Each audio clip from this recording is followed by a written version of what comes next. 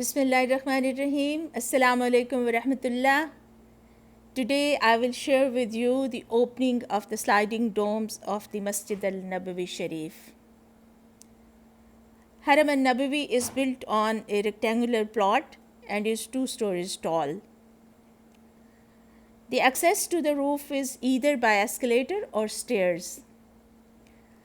27 sliding domes are on the roof, built on square bases. These domes are closed before Zohar prayer to protect the pilgrims from the effect of sunlight.